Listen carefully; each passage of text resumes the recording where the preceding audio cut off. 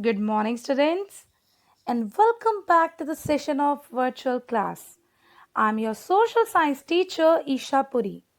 Please like, subscribe, and share my video. Press the bell icon for further notifications, and don't forget to write your name and section in the comment box. Children, this is fifth module for the chapter People as Resource. Today we are going to discuss about unemployment. Children, unemployment is said to exist when people who are willing to work at the going wages cannot find jobs. Let's take example to understand this. My friend is highly qualified, but she is not interested in working outside her domestic domain. My daughter is in third standard only. She is too small to be counted in the workforce population. Neither my friend nor my daughter can be counted as unemployed. The workforce population includes people from 15 years to 59 years. Children, people who do not fall within this age group cannot be called unemployed. Case of India, we have unemployment in rural and urban areas. However, the nature of unemployment differs in rural and urban areas. In case of rural areas, there is seasonal and disguised unemployment. Urban areas have mostly educated unemployment. Now, let us discuss about these unemployments in detail. First of all, seasonal unemployment. Children, seasonal unemployment happens when people are not able to find jobs during some months of the year. People dependent upon agriculture usually face such kind of problem. There are certain busy seasons when sowing, harvesting, weeding, and threshing is done. Certain months do not provide much work to the people dependent on agriculture. In case of disguised unemployment, people appear to be employed. They have agricultural plot where they find work.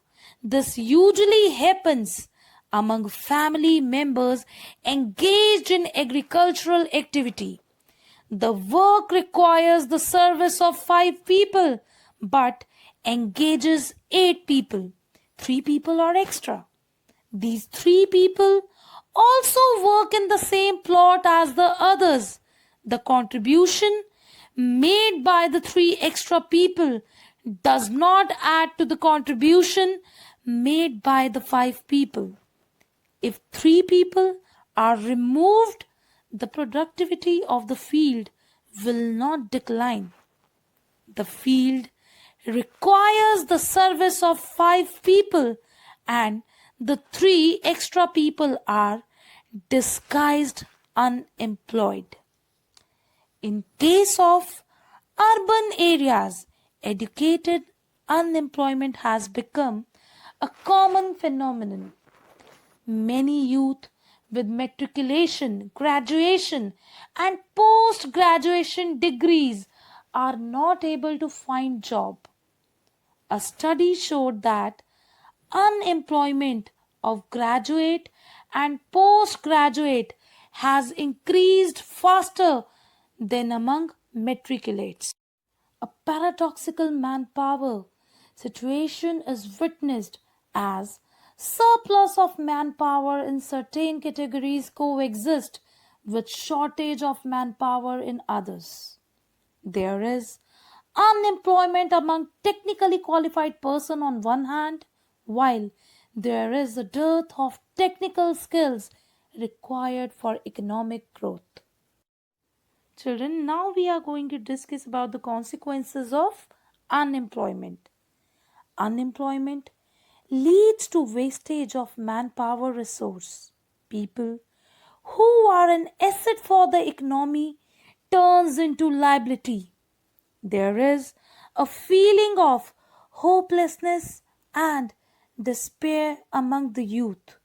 People do not have enough money to support their family. Inability of educated people who are willing to work to find gainful employment implies a great social waste. Unemployment tends to increase economic overload. The dependence of the unemployed on the working population increases. The quality of life of an individual as well as of society is adversely affected. When a family has to live on a bare subsistence level, there is a general decline in its health status and rising withdrawal from the school system. Hence, unemployment has detrimental impact on the overall growth of an economy. Increase in unemployment is an indicator of a depressed economy. It also wastes the resource which could have been gainfully employed.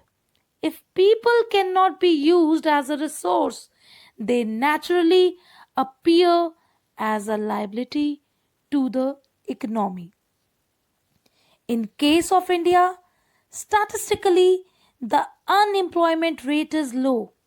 A large number of people represented with low income and productivity are counted as employed. They appear to work throughout the year, but in terms of their potential and income, it is not adequate for them. The work that they are pursuing seems forced upon them. They may therefore want other work of their choice. Poor people cannot afford to sit idle. They tend to engage in any activity irrespective of its earning potential. Their earning keeps them on a bare subsistence level. Moreover, the employment structure is characterized by self employment in the primary sector. The whole family contributes in the field, even though not everybody is really needed. So, there is disguised unemployment in the agriculture sector, but the entire family shares what has been produced. This concept of sharing of work in the field and the produce raised reduces the hardship of unemployment in the rural sector. But this does not reduce the poverty of the family. Gradually, surplus labor from every household tends to migrate from village in search of jobs. Let us discuss about the employment scenario in the three sectors mentioned earlier. Agriculture is the most labor absorbing sector of the economy. In recent years, there has been a decline in the dependence of population on agriculture, partly because of disguised unemployment. Some of the surplus labor in agriculture has moved to either the secondary or the tertiary sector. In the secondary sector, small scale manufacturing is the most labor absorbing. In case of the tertiary sector, various new services are now appearing, like biotechnology, information technology, and so on. Children, that's all about the chapter. I hope all the concepts are clear to you.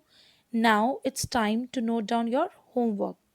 Do all the questions in your fair register, and apart from these questions, you have to read a story of a village which is given in your book only. If you are having any doubt, clear your doubt during online session. That's all for today, children. Thank you and have a nice day.